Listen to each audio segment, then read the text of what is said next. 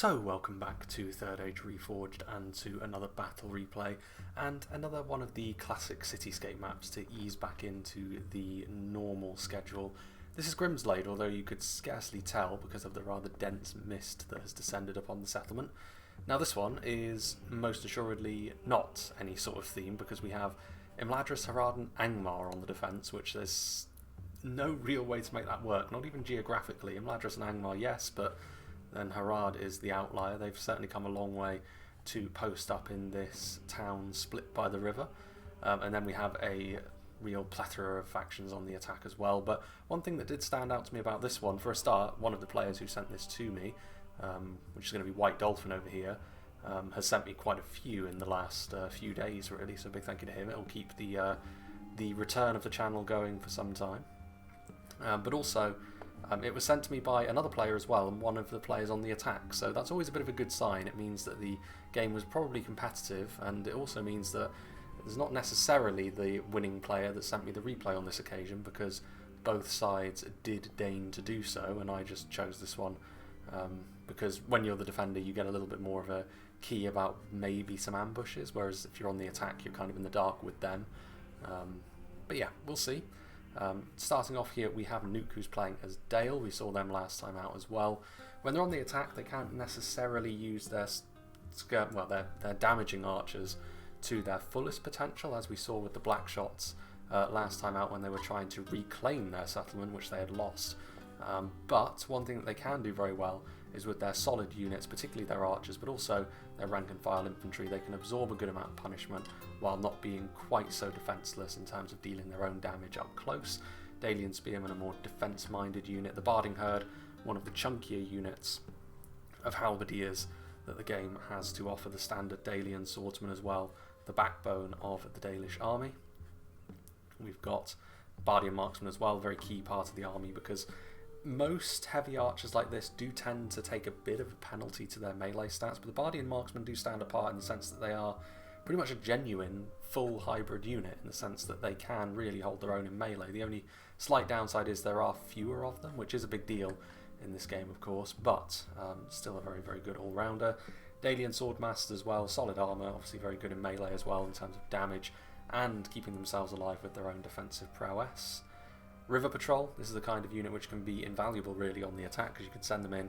They're cheap enough to the point where it's not the end of the world if you lose them for very little, but they're also really capable of punching above their weight because of the armour-piercing projectiles that javelins are. And then more units of Bardian Marksmen, Dalian Bowmen, unsurprising to see them, and a very archer-heavy force with the Black Shots and the Dalian Royal Guard as well. But like we said, Dale also have a really good amount of expertise in their archers in melee as well, so they're not losing much in melee, and potentially gaining an awful lot when it comes to dealing damage from afar. We have Zelhain, which is a name I haven't seen in quite a while. We've got them playing as Rhovanion, tribal levy skirmishes, so again, cheap and numerous javelins going to be useful as they try and pick their way through the streets of GRIMSLADE. We've also got the Rhovikin archers, who are quite similar actually to the Dalian archers that we've already seen. The mainline ones, where they're very defensively adept, strong armour. The only downside is you can't bring quite as many of them as the Rhovanion as you can with Dale, but still, additively, with the Dalians, it's going to make for a very difficult skirmishing force to get rid of for the defenders on this side. Tribal Levy Spears with their numbers, and then the main body of their heavier unit's going to be a little bit further back here, with the Rhovikin Hoplons here in the front, and then in behind you can see the Rhovikin Phalanx with their pikes, and then the Rhovikin Nobles at the centre, the bodyguard unit, and then at the back, the Tribal Berserkers, very strong unit of aggressive infantry that the Rhovanion can potentially call upon. Moving along, we have Arthedain, played by Reaper King. He has got some Arthedain Spearmen, so in terms of comparing them to Dale, which we've already seen, Arthedain certainly have a little bit more variety in terms of their infantry, while not losing too much in terms of their archers, but that is where the focus of both factions lie. Not full armour upgrades on their regular units here, breastplates only, but you can see here Arthedain probably going to be splitting the difference between getting involved on this side of the river and also helping to lead the assault over here, so trying to split things up evenly. Got more spearmen and more men-at-arms. We've got the fully upgraded pikemen as well, so electing to go for the full plate armour on the pikes to try and mitigate their lack of a shield. We've got the High Lords of Anumnus, who are, stats-wise, one of the best units of sword and board bodyguard infantry in the game. And then over here we've got the Arthedain, well, the Knights of Illuminus as well, who have always been one of the best units of heavy cavalry in the game. The Grey Company, who can be devastating, but in this sort of situation they may have to take fights which are not ideal, but even then they should still be able to go down swinging, so the timing of using these guys could be absolutely vital for the attacker's chances. And there's probably some hidden Dunedain in Arthedain's army as well, as there often is. We have Y2K86, who's going to be playing as Rhun, so we've got plenty of armour piercing from the Gamprim, and I'm sure we'll run into the Flagrim, indeed we will. Carmel's Chosen, again another sword and board bodyguard unit, not quite as impressive as the Arthedain variant, but will still certainly do the job, especially alongside the rest of the boys in gold. We've got the Loke Scion Rim along with the Gamprim. Looks like they're going to start marching up the mountain path, which is an interesting choice. More basic javelins, already mentioned the merits of having such a unit as the Balcloth Tribesmen and other factions, and then the Narim as well, just to put some pressure on from afar. And the final attacking army, always useful to have a bit of steel on the attack, and that is certainly what Khazad provide. Not necessarily in terms of numbers, but in terms of quality here. If they can get rolling, they're going to be very, very difficult to stop. 4th Legion Shield Guard, again, not very numerous, but individually speaking, very tough to kill off without armour piercing, and also capable of dealing good damage themselves, even accounting for the Spear Malice. No armour upgrades, interestingly, on the 4th Legion or the 3rd Legion, the dedicated infantry unit. Obviously, in terms of getting up close and personal with equivalent infantry, there's very little in terms of high-end but massable line infantry units that are going to be as good at doing their job all round as the 3rd Legion infantry for sure, even without the armour upgrades here. In behind them, Sons of the Fallen, very strong unit of spears of course, going to be useful to keep things moving in the right direction, but the aggressive infantry could be key here, especially when you talk about dealing with Angmar and Imladris for very different reasons. Armour piercing is going to be very useful at trying to cleave their way through, so the 2nd Legion will add to what the other factions already have in that regard. Orc Hunters to put a bit of range pressure on, and then the Iron Watch, which I'm sure we'll talk about Angmar's unique projectile unit when we get to it, but the Iron Watch can be every little bit as dangerous as them. And indeed, if the defenders find themselves backed into a corner, that could be a bit of a game ender. And then the Meteorial Guard as well. Interesting to not see the guards of Khazad, but they've decided to go for the Iron Watch instead, which I think is potentially a very prudent move actually, given the devastation that they can cause. The Barrow Wights here from Socket and Joya. So the Barrow Wights are hidden. Unsurprising to see them. Obviously Angmar, very difficult to break down. They usually deploy this in an aggressive fashion, but they can just as easily do so on the defence, especially when you've got something like the upgraded Witch-Round Pikemen to act as an anchor. The rest of their solid units are going to be able to do the same, and they can also add their rank and file in there as well with the Angmar Halberds. Don't know if there's going to be Angmar Marauders in here as well, but we've got some Gundabad Guards, so some heavy spears, the Hammer Guard, they're all in a bit of a cluster over here, but I'm sure they will break up as the battle goes along. The fully upgraded Guardians of Khan Doom as well. Again, a very efficient unit this, certainly more defensively focused when you upgrade their armour with the big shield value, but certainly able to hold their own against other forces as well. They're very numerous as well, so just all round one of the most efficient units of line infantry you can bring. Expensive to bring the Witch-Round Inquisitors, but then again, you have a lot of money to throw around when it's a 3v5, and that is worth mentioning. Usually Angmar find themselves on the more forgiving end of this kind of engagement, but this time they don't, so we'll see if they can see themselves over the line. And of course the Witchers, devastating, as anyone who's seen this game or played this game before will know. They are very, very scary. Easier to use, I would say, than the Iron Watch, especially when you can dig them in on the defence like this. There may be no avoiding a bit of a grilling for the attackers, but we shall see. Moving on to the central defender, we have Chuckles, who's playing as Harad. He's actually got 2 units of Mumakil, which is a big investment.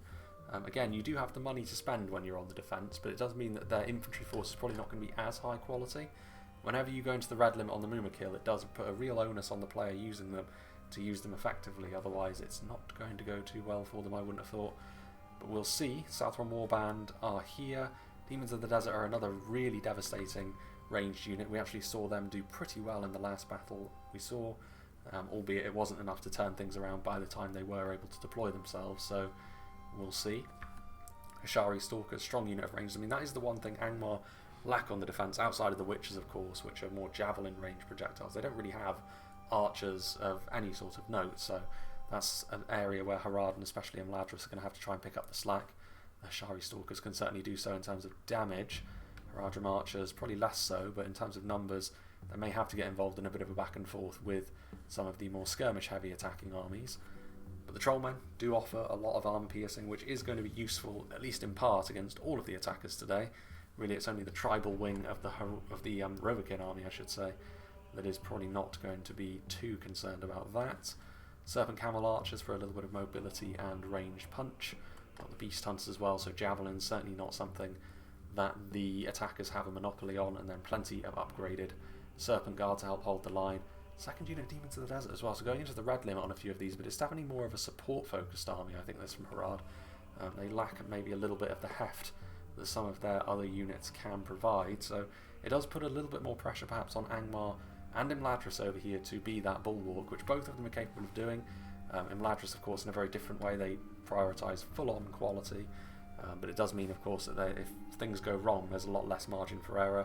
Eldraenway Archers, of course, strong at range and also very capable in melee as well. The Eldraenway Spearmen are in here. We've got the Swords of Rivendell to help pad the numbers, the basic units. I mean, under most circumstances, they are the front line that you will see as Imladris, but when it's a 5v3 like this, they are going to be playing in a more of a support role to the stronger units, you would suggest. Spears of Rivendell going to be trying to do the same thing. Quite a lot of the Swords and Spears of Rivendell, actually, so this will be a good litmus test of how well they can weather a storm and how their lower but not low armor values, when you upgrade them like this, are capable of, or what that is capable of as well. Gwaithir Myrdain, really strong unit of infantry. This, the armor piercing combined with being a dual wielder, is pretty rare. I think the Juggernauts of Ered Luin have it, but off the top of my head I can't really recall any others. It means you keep that punch against armoured units, but also capable of keeping yourself alive a little bit better with that heightened melee defence. We've also got the Eldraenway Swordmasters over here. They need no introduction. Pretty much the same ever since vanilla, both in terms of performance and style. And then a couple of units of Eldraenway Lancers and the Gwaithir Rockdor. That's a big investment as well, similar to the Mumakil. If you're going to bring this much shock cavalry as the defenders, you need to be able to use it effectively.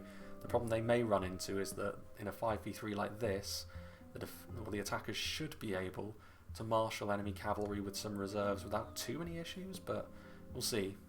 The chaos of a battle can obscure things. We've got the Gwaithir Arthedain as well, really defensively minded unit of spears, very, very solid. And then we've also got the God Helene with their Silverthorn arrows and abilities in melee, and finally just another unit of Swords of Rivendell. So I'll be making a little bit of a cut because I don't know how the defenders are going to approach this. I would recommend abandoning one side of the settlement, honestly. They haven't gone infantry heavy enough to be able to spread themselves out across multiple choke points, so we'll have to wait and see how that develops, and it's probably going to be over on this side, but you know, we'll see what the defenders have elected to do, and we'll rejoin when the battle is about to get underway. So intriguingly enough, the defenders are actually going to be holding the outer points on both sides of the river. We'll see if their lower numbers of infantry that both Harad and Imladris will have to contend with will prove to be an issue there or not. I mean, they certainly have a pretty hefty ranged presence up on these raised pieces of terrain, but for the time being they're not going to return fire, and actually even though the God Helene are hidden, they're still taking stray hits from the Rhovanion archers on the low ground because they are targeting the Haradrim there. Don't know whether this is intentional or not, but they could also be going for the Eldraenway. Either way, plenty of good choices of target that they can go after. Daily Bowman firing from the low ground as well, but so far the defenders won't be drawn on getting into a back and forth, which is all well and good because you do need to retain a lot of your ranged stockpiles, but if you start getting to a moment like this where this unit of Southron Archers has taken such heavy losses that they may not be all that useful as a unit, then it doesn't matter if you conserve the ammunition if the unit is completely destroyed. So it's a bit of a balancing act that the defenders will have to try and undertake. Angmar, meanwhile, will be holding this singular choke point. It's going to be a difficult task for the attackers to dislodge them from this, but the one benefit they do have is they know that Angmar don't have the arch presence, and indeed the terrain isn't really conducive for that either, so it is going to be all about brute force, and numbers in the long run should be on the attacker's side there, so we'll see what the Angmar player has in store. Meanwhile, Elves still won't be drawn, but the Rhovanion, again, just like on the other side, all too happy to slowly pick away at the defenders, and even though the defenders will have their ammunition still, it isn't really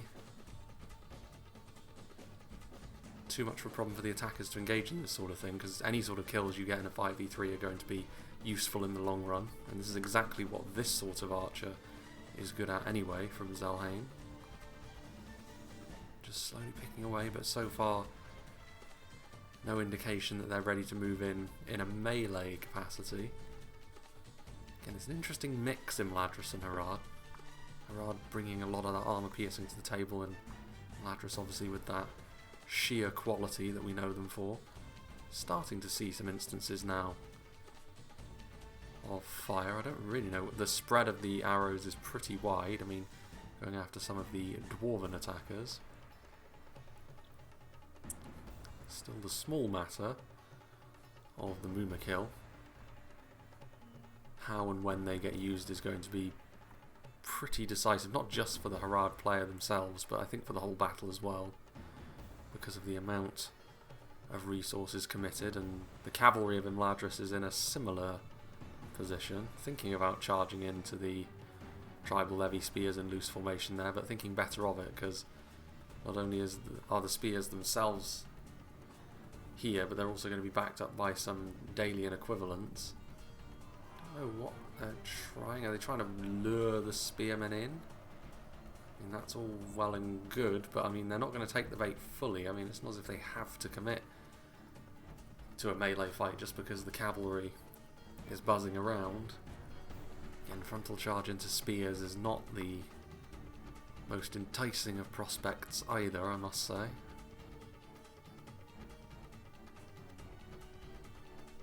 And the Southrons firing into the Arthedain spears now.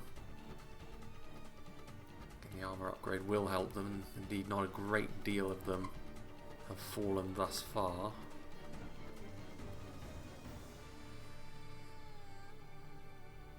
Men-at-Arms also moving forward, so threatening to begin the melee, but over here meanwhile the Barrow Wights have revealed themselves, and once again they're also trying to just pick away a little bit, probably going after the Nar Rim, and this is a little bit of a problem.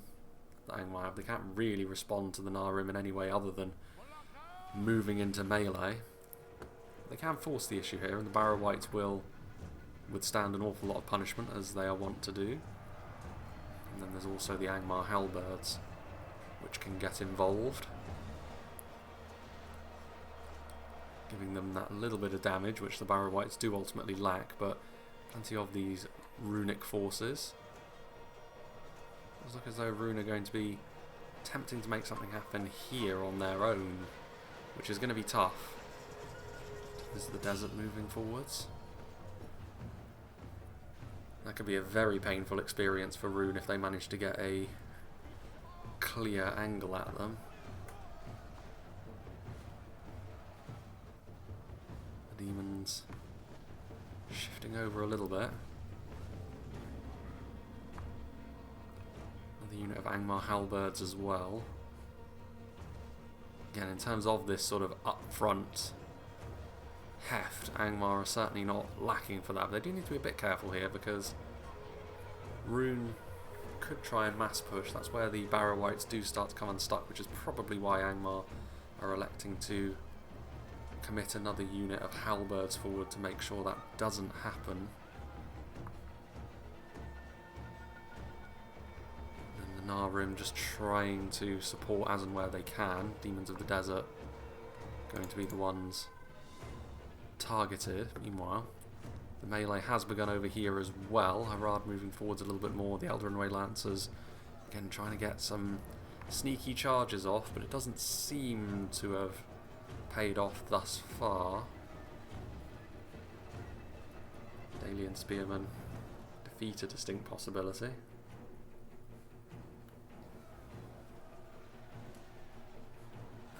I mean, again, another instance really of the attackers having a bit of an edge in terms of their range ability to just engage at range. Again, the elves do have that nice damage of theirs, but they don't want to be using it on just any old rubbish. over here. Still quiet for the time being, which does surprise me actually, because if they were going to go hard on one of the attacking positions, I would have assumed this would be the one. I mean, the Mumakil are scary, but nothing that can't be contained by the kind of units that you have. And of course, if you do claim this ground, Imladris and the other parts of the Harad army will get stuck on the other side of the river, and then the defenders will be isolated from one another. That would be a very difficult situation for them to come back from, you feel. Over here, Angmar committing some Guardians of Khan Doom to the front as well, just to help shore things up even further. Got the Gamp Rim rolling forwards. Ooh, and the commitment of the Hammer Guard, I mean, that's a sign that they very much want Rhun to remain where they are, no sort of ground being gained. And like I said, with Rhun on their own over here, this should be a battle that Angmar can win. As much as Rhun do have that long-range support they can try and use, I mean, it's not ideal positioning for them to be able to do so. They're going to have to arc their shots over their own units. If anything, they may have been better off trying to let Angmar maybe move forwards a little bit more if they wanted to use their ranged units to its maximum, but that is a risky prospect, to say the least. Losing ground is a sign that you're also losing the battle overall.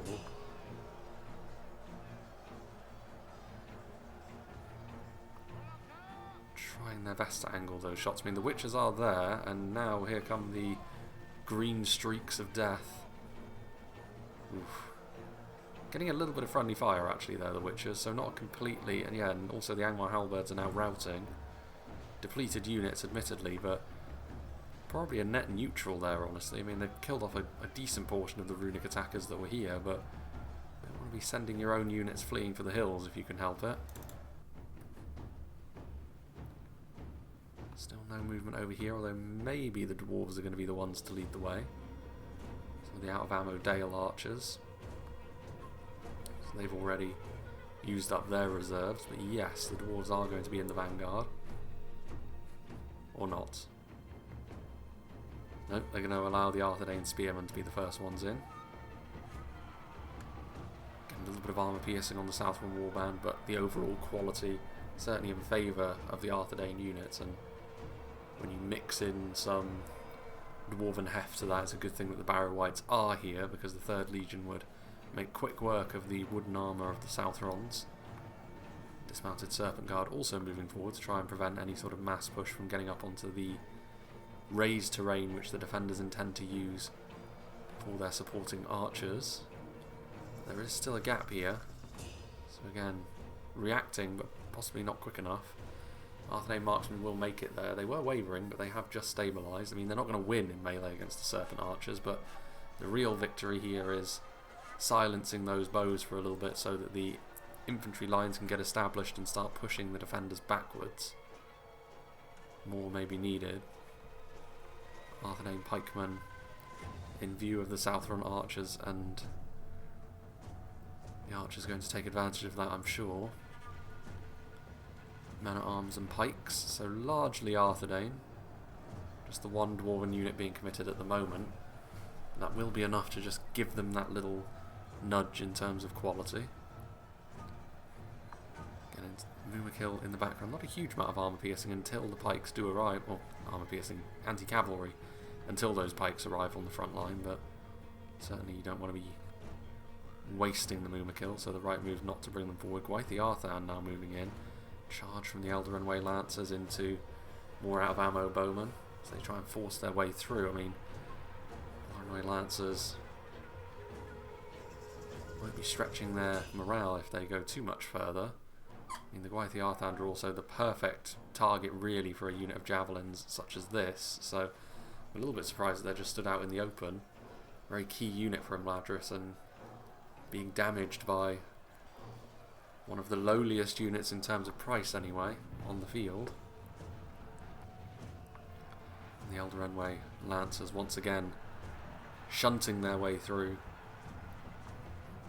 these units and actually doing a very good job at just mowing down the Dalian bowmen. Again, not the highest ticket unit by any means, but getting some value out of the cavalry, which is important. All of the supporting Southrons pretty much gone, so just the Arthedain now. Harad archers shooting into the sides of the units as they move forward, which is probably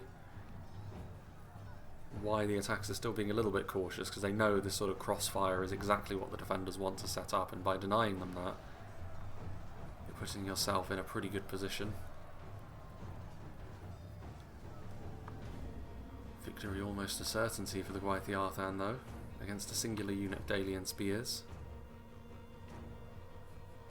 Trading fire back and forth with their archers, and also the Serpent Camel archers are also poison projectiles, so morale in slightly more peril, but Khazad are unlikely to be routing anytime soon.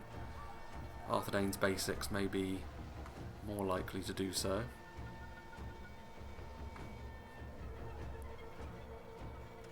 More out of ammo Dalian bowmen. And they don't have quite the same melee abilities as the Bardian marksman, but still it's numbers, and you can see here that gaps being found in the lines is a bad sign for the defenders. It was always a possibility though, with the lower amount of infantry and the slightly heavier focus that the defenders have placed on mounted units. Dismounted Serpent Guard shuffling forwards. Shari Stalkers. There's going to be some hefty damage as well, but almost certainly not enough to save these Southron archers from getting skewered by these Sons of the Fallen. Getting right in and amongst that unit, and they will flee in pretty short order, I'd have thought. But this is a little bit more like it, because like I said, if they manage to make this stick the attackers, which it's looking increasingly like they will, the defenders will be isolated in two pockets. Angmar will be completely cut off from their allies' support. Whether or not they will be too concerned about that, I'm not sure, because this seems to be a pretty static fight over here, which Angmar are very comfortable in, but it was always going to be a tall order for Rhun to push their way up this hill on their own. Another hit from the Witches again could be more devastating, but this is the sort of damage, and it could also cause a chain rout, which could make Angmar's position very healthy. The Hammer Guard back. More streaks of green. Big damage there on the Narim. Just in terms of volume of kills, this is very, very nice. The Witches, of course, very much not the Nazgul in melee, but if they do use all their ammunition, they can still be used in a similar way, just nowhere near as effective. And some Orc Fellas moving in. Basic unit of armor-piercing infantry. They will do their thing. There are some Gundabad Guard over here, so Angmar have got units all across the battlefield rather than just on that hilltop. Again, still targeting down the Arthedain with their throwing projectiles. This time it's the tribal levy slingers from the Rhovanion. And all this damage will add up. They're very resilient, but they're not invincible to Arthedain. Again, very content to just stand there and take that punishment as well. 7 Southron Warband remain. Of course, if they tried to retreat at this point, they would probably just instantly rout, so as a player you may as well leave them in melee and see if they can get the odd extra kill or two. River Patrol in melee. Very poor unit in melee, of course, but just to try and deal with these Southrons, I mean, they're not going to be up to the task of defeating the Gundabad Guard in melee, that's for sure. But maybe they're hoping to draw the attention of the Harad skirmishers, but they're going after the Bardian marksman and the Rhovanion hoplons. Far better target if you can indeed get the kills with those basic arrows against that armour. Meanwhile, we missed the Mumakil sallying forwards. One unit fresh. I mean, attempted to break out, and it doesn't seem to have gone too well. Indeed, there's also some dead Arthedainian cavalry, which is good, I suppose, but Not the kind of devastation you'd be wanting to see from the Mumakil, especially considering you went into the red limit on them, so it does put the onus really on the other units to try and get some serious value now. Have managed to stabilise things on the front line though, so maybe the Mumakil coming forward has had an effect, but I would be more tempted to say that the real heroes there will be the Trollmen class units in melee. The thuds of the Iron Watch, we've already seen a pretty devastating series of blows from the Witchers. Will the other specialty projectile unit follow suit?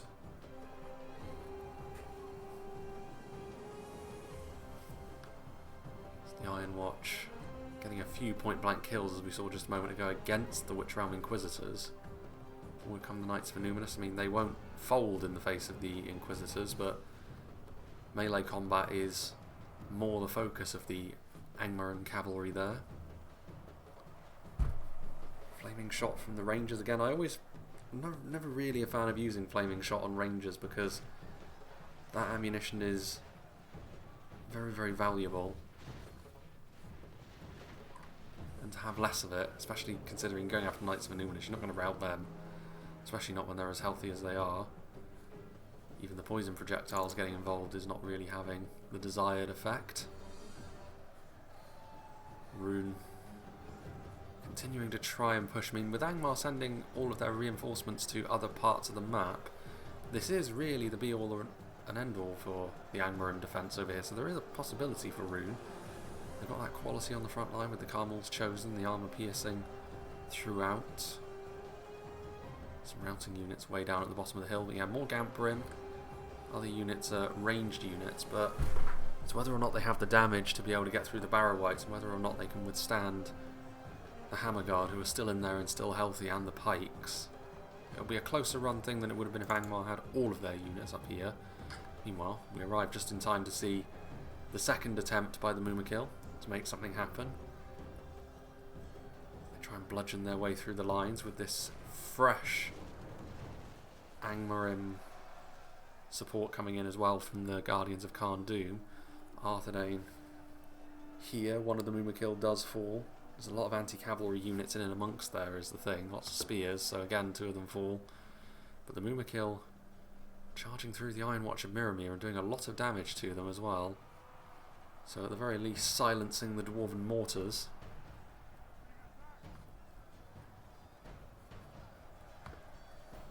Still the fire arrows come raining in.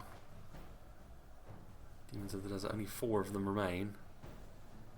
They could be getting friendly fired by the Hashari Stalkers as well, which is a little bit careless. Victory seems certain for the defenders now. So I mean, the Mumakil, as much as they haven't gotten kills themselves, they have disrupted the attackers' flow and rhythm. Maybe there's something to be said for that. Time will tell though. Need to see some more tangible results. Over here, the runaway spearmen.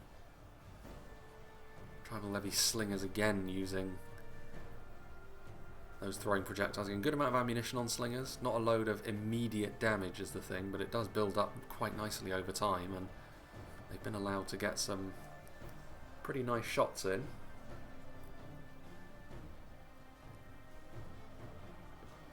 More out of ammo archers leading the way. Bardian marksmen and Rhovanion archers. Back the dedicated infantry, but whether there's enough of the dedicated infantry is the key question. Seem to have just run out of ammunition on this Bardian marksman unit as well. So how much of this range support the attackers still have is in question, but all of these archers being put to work still further. Over here, Serpent archers very depleted, but still firing what arrows they still have. Guardians of Khan Doom being pulled away, perhaps. Maybe to go and reinforce the other part of their army, but the Demons of the Desert are in melee now, and they lack a little bit of the punch of their fellow Trollman. They'll still do just fine, especially against the regular Arthedain units.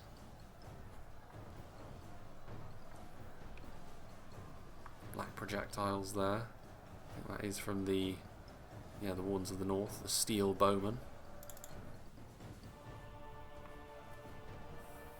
Rhun starting to make some progress. Sapphire Bladesmen on the front line. Still got these units in reserve as well. Again, ranged units, all of them, but bit of a push there. Again, if they do push all the way through the lines, that will open them up to charges from the Inquisitors, which is probably why they've slowed their progress a little bit, but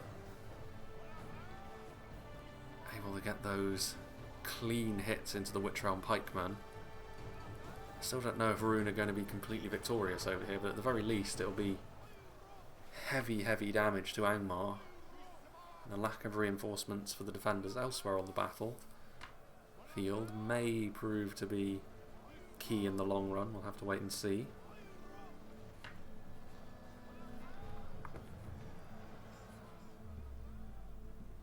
And over here, again, Inquisitors. One Mumakil that survived as well is going to move its way over here as well, which again is risky because of the presence of halberds on the front line. Hefty anti-cavalry damage that they do. So I don't know if you would necessarily want to commit them in, but I guess the Harad player is not of that same mindset. And again, trying to turn the screw on Rhun perhaps and routing some of their units off to get rid of them more quickly will lessen the impact that the tribesmen and the Narim are having at the moment. Waiting in reserve for the time being, meanwhile. I mean, for all of the attacking bluster that we've seen so far, they actually haven't seized that much of the map. Haven't been able to force the defenders back from any one of their defensive positions. Came closest in the middle perhaps before things were stabilised, but they will be wanting to make some progress sooner rather than later. I still think over here is probably their best bet. They don't have to deal with the, well, I say that, the Witchers have arrived now, so it won't be their best bet, I assume. But that is probably more or less all of their ammunition gone now. Unsurprisingly targeting the part of the line where the High Lords of Numinous are, but I don't think they actually got any kills on them. Still 62 of them remaining. Ooh, the Dwarven General, Mithril Guard, dead at the hands of the Trollman. Not many units can give the Mithril Guard a scare, but Trollmen are one of them. 2-9 Troll Slayers cleaning things up on the high ground over here, and now we'll be able to wield those spears in melee. Another shot coming in from the Witches. Impressive amount of ammunition. The Grey Company at some point slipped behind enemy lines, but it doesn't look as though they've achieved all that much. There's only 2 of them remaining. The huge damage that mounted rangers are capable of not coming to bear here, it seems, but then there is just a pile of corpses, so that might not be true, but the fact that they died off seemingly so quickly is probably a bad sign. 2-9 Troll Slayers up against the Hashari Stalkers. The Troll Slayers will win that every day of the week and twice on Sundays.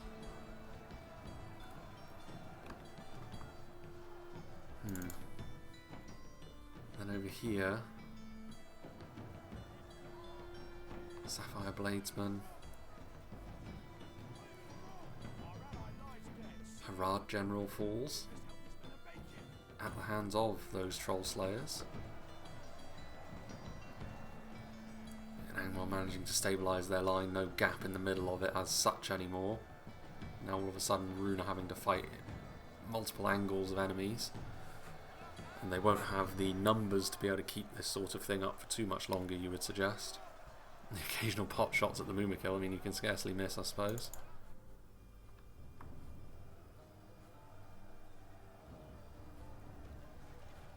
Harad Archers doing their thing.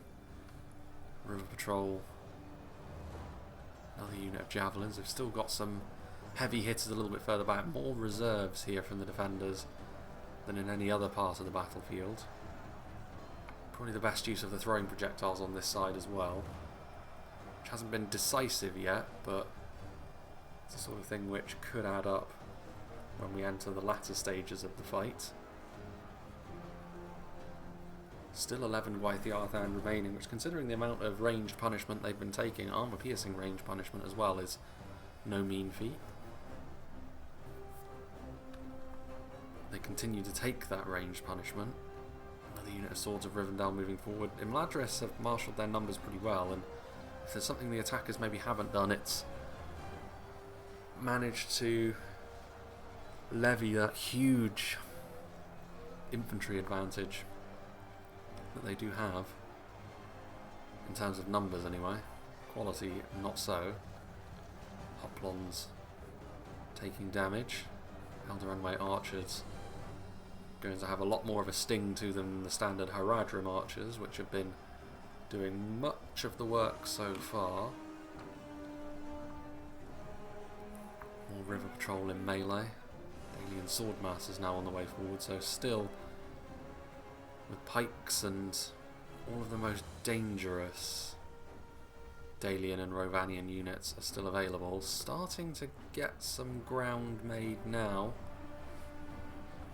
Arthedain pushing the defenders back from their initial defensive position, but I mean, it's definitely cost them.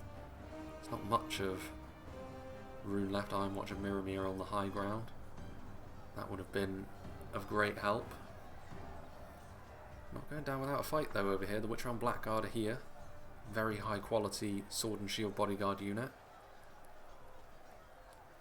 So it's going to get even more costly still. I guess the friendly fire is worth it, considering the fact that you wouldn't win this fight outright anyway. But still, you may cause your own units to rout, which would be unideal when you're trying to be as efficient as possible.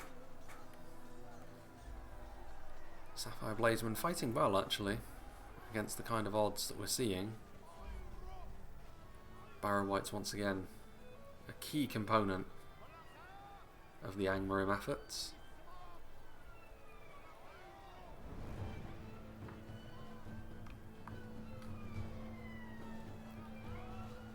Defeat almost a certainty.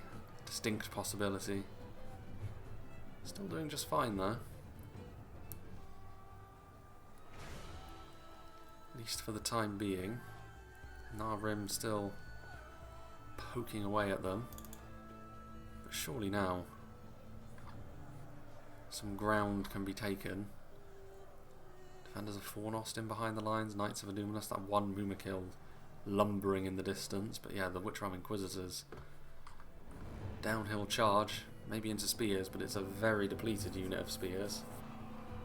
Easy enough to crack through them.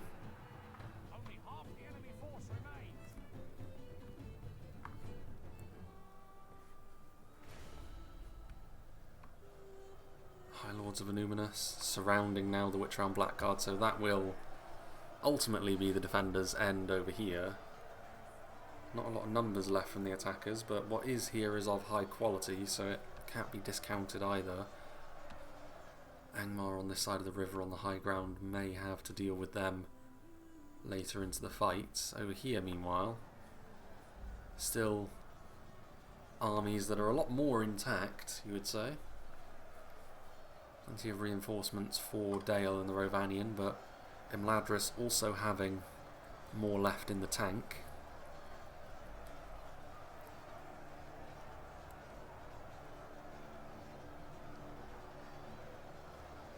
Defeat a distinct possibility. The numbers may be getting the better of them there. River Patrol still fighting, but they do at least have the backup of the Hoplons. Even that is not enough to mean the game tooltip thinks the fight is in their favour. Imladris still with the edge, apparently. Blackshot Dragon Slayer's getting targeted now. God Helene. And those Silverthorn arrows will make it a lot more difficult for the Blackshots to get consistent fire off because of the ability to knock units over. It's a very hard thing to quantify how useful that's being in a given situation, to be honest, but better to have it. Still finishing up the scraps of that Blackguard unit and also the halberds that were lingering. And over here, kind of a similar story but in reverse, where Rhun are... Well, I say that actually, they've peeled off a few more of their units now, have Angmar, by the looks of things. And now it's just Barrow Wights. I mean, they will keep Rhun bottled up here pretty much indefinitely, but in the long run they might narrowly lose this fight, which would make 2 narrow losses. That means they're going to have to make something happen over here. Are they capable?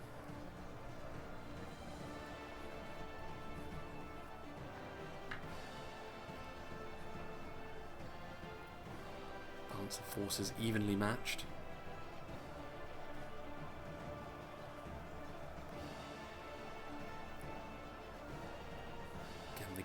Concern would be the amount of reinforcements, and good quality reinforcements, that the attackers still have. Blackshots could still get an angle. They've got the Rhovanion nobles and Dalian paladins to help do the business in melee. Dalian Royal Guard already in there with the freshly committed sword masters as well, so as much as Imladris do have that quality, the attackers are not defenceless when it comes to this. Spears of Rivendell now being committed. Still the God Halim, and there's still reinforcements back here. Cavalry, Elder Lancers, more spears. Still the Gwythi Rockdoor back there as well, which have not moved since the start of the battle. So some really high-end stuff that can still be distributed as need be. But then the Dwarves and Arthedain victorious, and the intent clearly is to try and finish off Angmar first.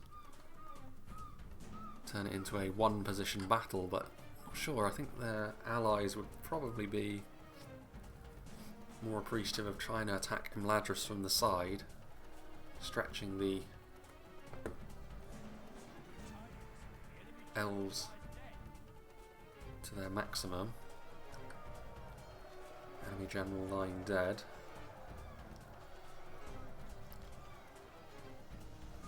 Victory still flicking back and forth, with the Inquisitors here though recharging. I mean, eventually with the reinforcements from the Dwarves and Arthedain, surely the attackers would win, but again, it's buying time for the defenders to try and make something happen over here. Swords of Rivendell being committed to help shore things up. Again, basic by Elven standards, but still very, very effective in this sort of fight from a cost efficiency standpoint. The Rhovanion phalanx though, those pikes are going to make life more difficult for Imladris to get into swinging range and ultimately do the blade work they're famed for.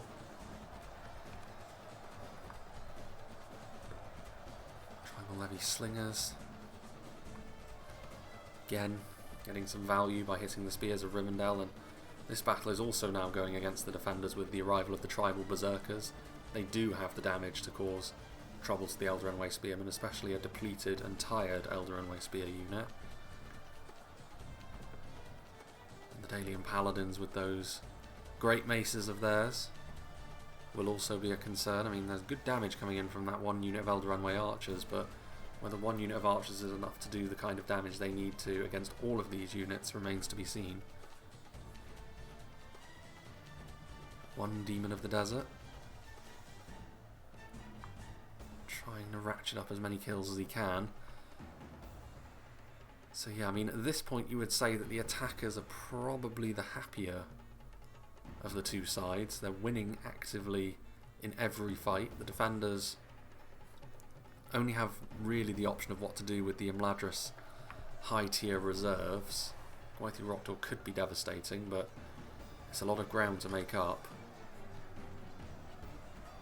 Barrow Wights, I mean, on the verge of defeating Rhun, but as soon as that is the case, the reinforcements do hove into view, and there will be a little bit of the runic army left to contest the late game with.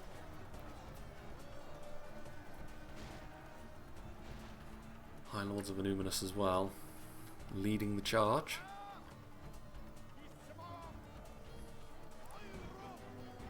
I thought it was the Barrow-wights that were shaken then. I was like, that's not possible, they're locked morale, but no, it's the Narin. Understandably as well, because the Inquisitors, I mean, I say there's going to be something of Rhun left. Actually, that is looking like it won't be the case.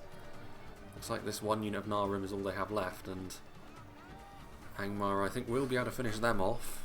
Kill off a few of these Arthedainians as well, but it will be, in the long run, an attacker win on this side of the map.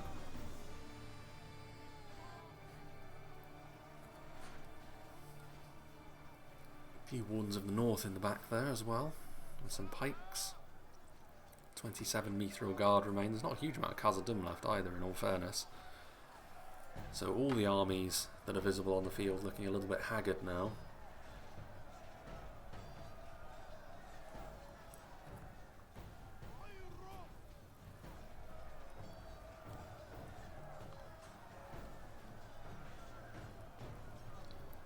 Arthedain. Oh no, they just do still have the Iron Watch and Mirror as well, which, if you're going to have a unit available for the late game, this would be pretty high up the list. Because of their damage nature, I assume they still have a fair amount of ammo as well. Of course, the projectiles they wear on their backs are visual only. They don't disappear when they are out of ammo. Medieval 2 was not conceived of in a time where such technology was available. Meanwhile, Imladris still holding. Again, can they keep this up indefinitely is another question entirely.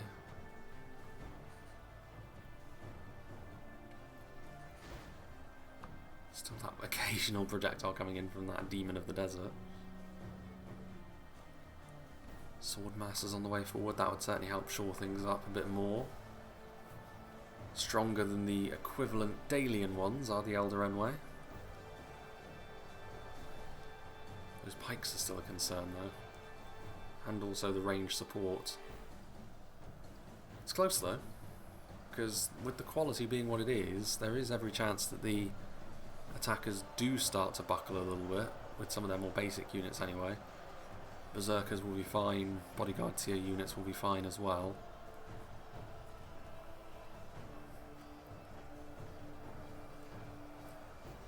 Elder Enway archers already in melee.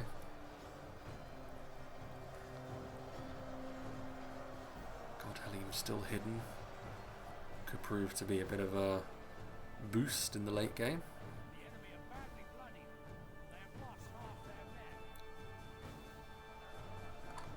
And at this point I would assume that's one of Dale or the Rhovanion, because that moment has long since come and gone for the other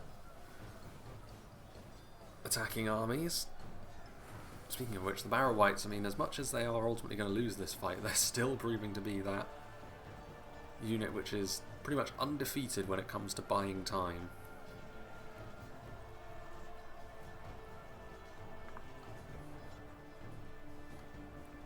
Iron Watch not tempted to get involved either, which is definitely the right move, because any sort of friendly fire here could be pretty catastrophic. Still a few pikes left alive, which could prove to be a real difference maker.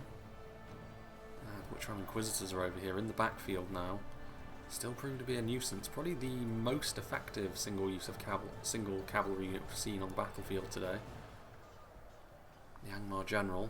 So as much as Angmar's infantry force is almost completely gone now, his 9 horsemen still proving to be a real problem. And that's going to be a bit of a friendly fire magnet as well.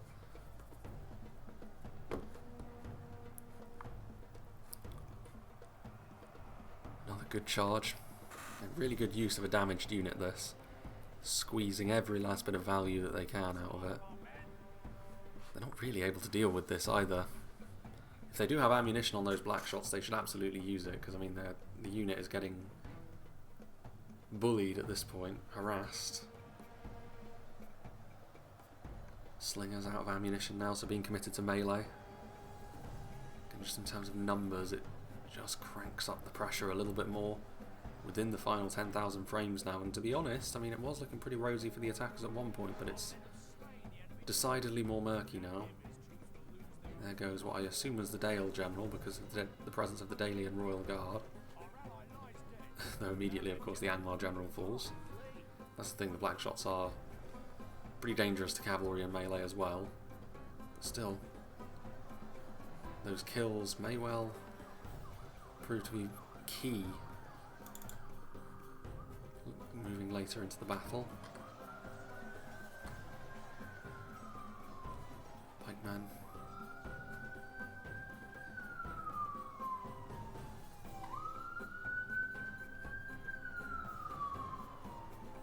Barrow-White's finally starting to fall by the wayside, so their hit points, I would assume, have finally run their course.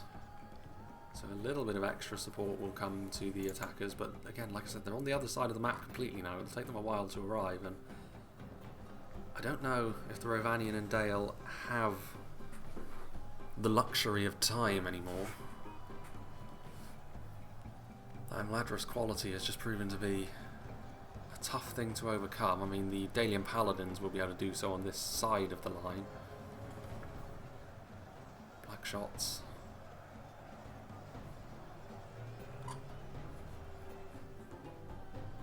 Godhelly moving a little bit further forward.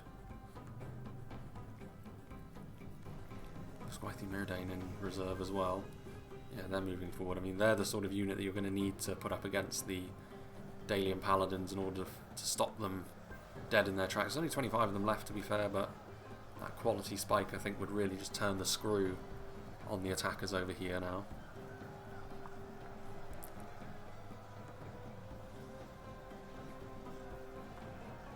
Defeat seems certain even for the tribal berserkers. I mean, Spears of Rivendell, not dependent on their armour. So maybe that is another example of an efficient engagement taken by the elves.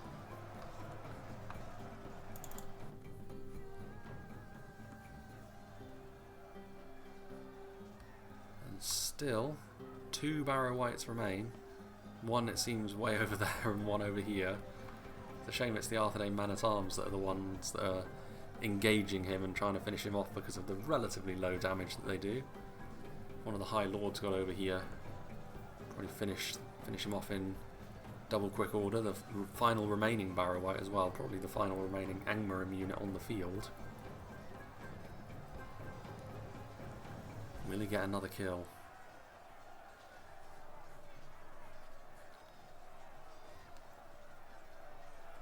It's got a good chance against the Arthedain Man-at-Arms. Again, Barrow-Whites aren't known for their damage necessarily. Ooh, they're going to leave him alive. The Arthedainians are leaving. So they're instead going to leave it to the remnants of the Rhun. So Rhun are still alive. Witchram Inquisitors did not finish them off, as I feared they would.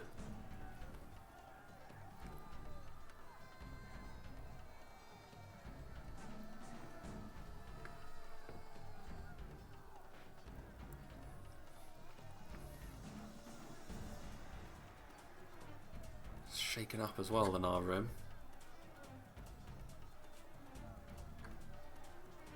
Well, his fate is sealed.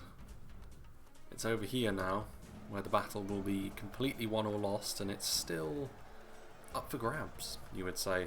That support coming across from Arthedain, is that going to be enough to tip the scales? Can Imladris' numbers hold themselves together enough for them to get over the line?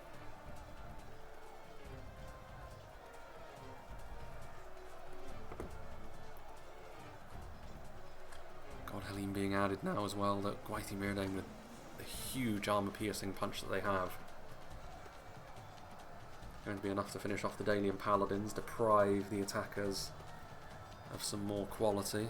The Godhelm as well are effectively a stronger version of the Dalian Royal Guard that we see here.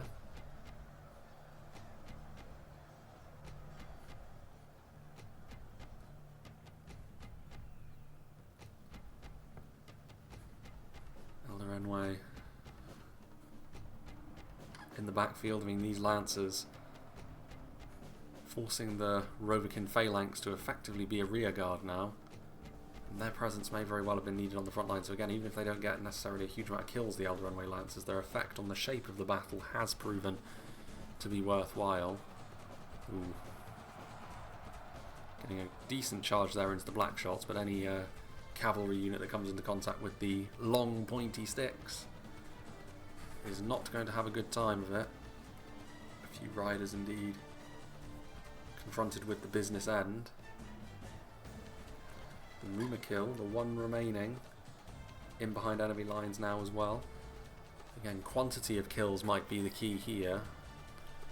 If they can keep the numbers as even as possible, the rest will take care of itself because of the quality that Imladris possess, but we'll see. Ooh, and Mumakil trying to finish off the black shots. I mean, surely going through, yeah, immediately touching the pikes was a suicide mission, really.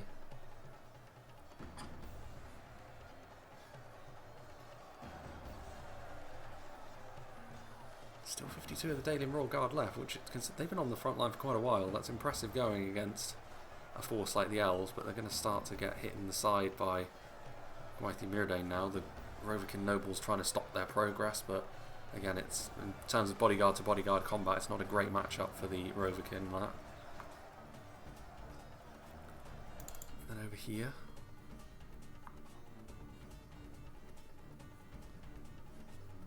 Reaper King and Sevapi moving what remains over there. Are we still? Yes, indeed. Imagine if it came down to this. This one struggle over here. 8 Narim against 1 Barrow White.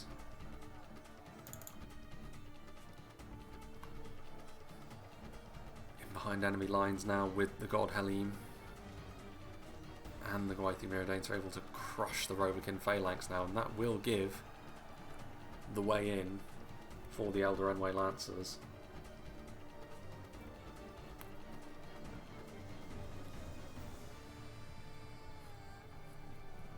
Going to continue a charge.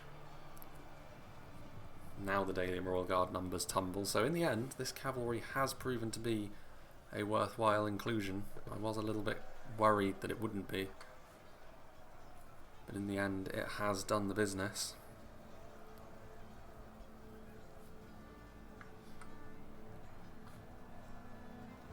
Continuing to charge.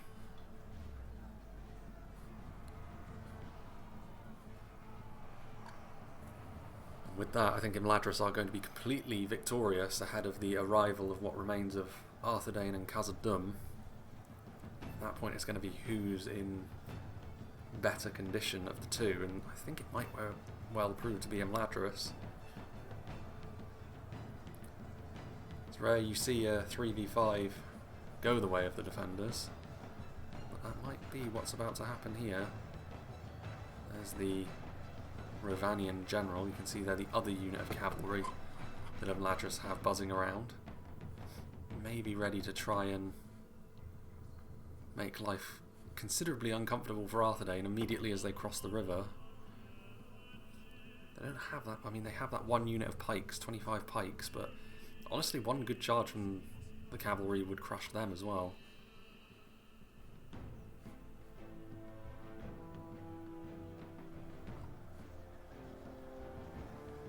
And then, well, there goes the Rhovanion general. Pretty much the final death rattles of the frontal attacker game. Never were able to seize territory. Neither were Rhun against Angmar, really. The place where the attackers were victorious was in the middle, with Arthedain and Khazad, and that led to a victory against Angmar as well. But can they do the same against Imladris, the Gwythi Rock Door? Are they just going to charge forwards? The answer is yes. It's bold indeed. I mean, they do end up killing a decent chunk of the Arthedain pikemen, but I think they were targeting the unit behind them, so in the end, not a devastating blow.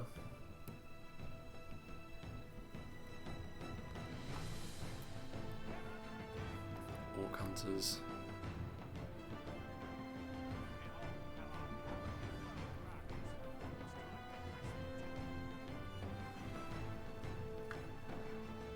this is now the only fight on the battlefield.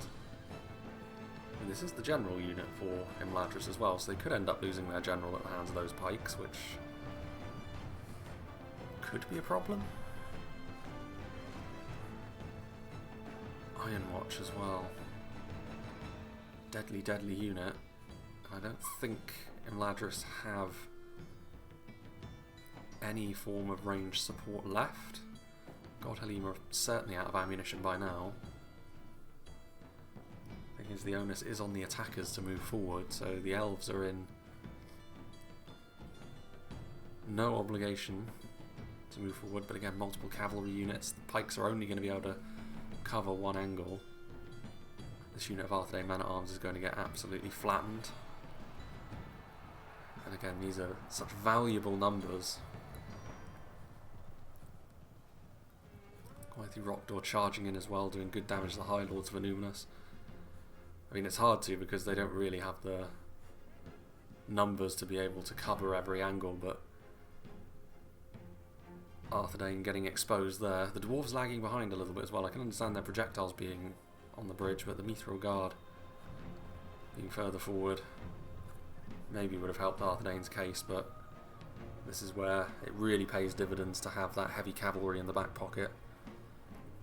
So a good choice in the end from White Dolphin.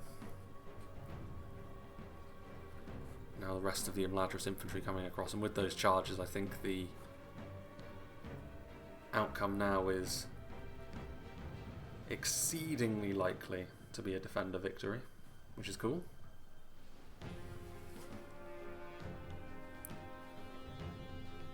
Swordmasters.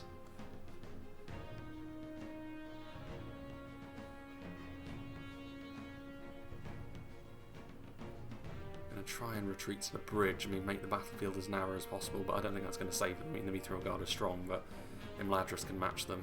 Gwythy Myrdain are healthier as well, and have the armour piercing that is needed, and the backup. Arthedain General falls.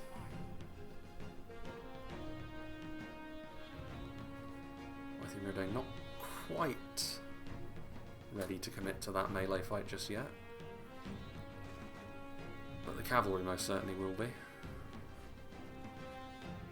Iron Watch, unsurprisingly, going after the heaviest hitting Imladris infantry unit. And at this stage it's just going to be really how many Khazad can take with them, I think. For most of the battle, Imladris have been holding against superior numbers, but now they are the ones trying to use those swarm tactics to finish off Khazad as neatly as possible.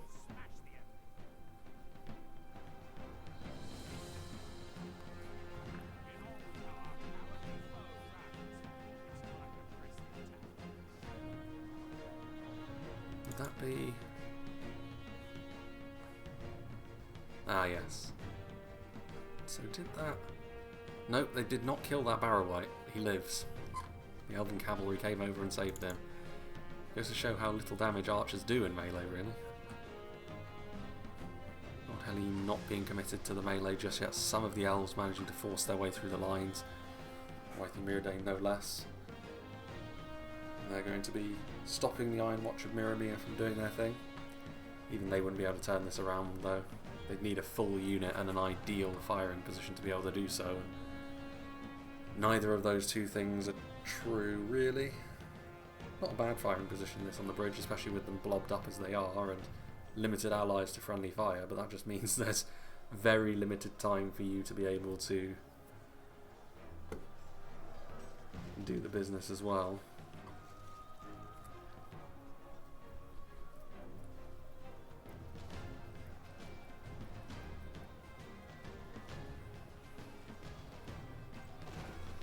Point blank. Did he kill him? No, he didn't. You rarely see a unit that is capable of friendly firing themselves. But that is definitely what happened there, because he knocked himself over with the blast back from the mortar projectile. And it is actually the Mithril Guard that are going to be the last ones left standing. 3 of them remain. Goes to show their resilience as well, but very, very close this in terms of numbers. There's not many of the elves left, indeed 3% the differential between the two sides here. So a very close run thing.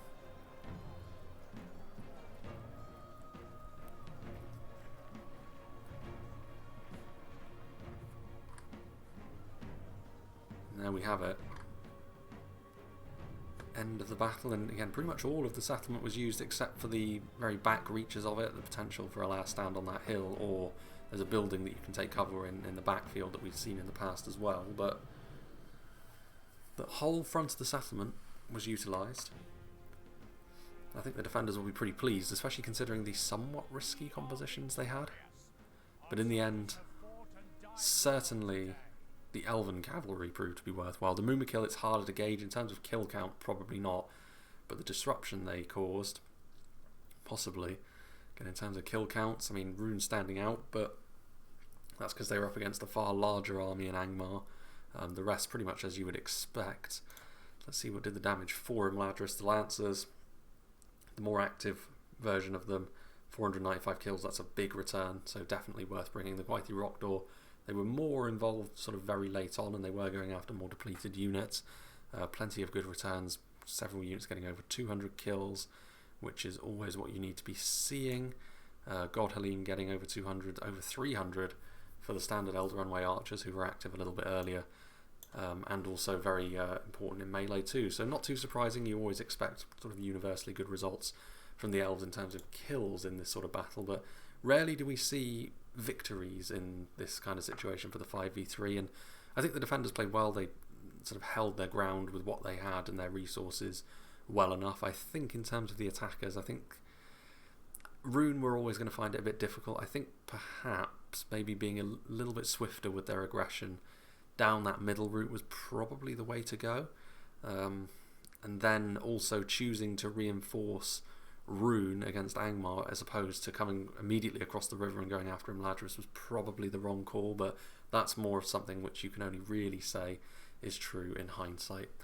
So yeah, big thank you to White Dolphin, and one of the attackers also sent this one to me as well. I can't quite remember off the top of my head, but this is the first in a series of battles really that White Dolphin has sent to me, so there'll be pretty much a fixture on the channel for the next couple of months, I would suggest, as well as a few other people sending stuff in. So it's heartening to see that the content didn't run dry in my somewhat brief hiatus. But yeah, anyway, enough of my rambling. Big thank you to White Dolphin and all the players. Hope you enjoyed this, and I hope you'll join me for whatever is next.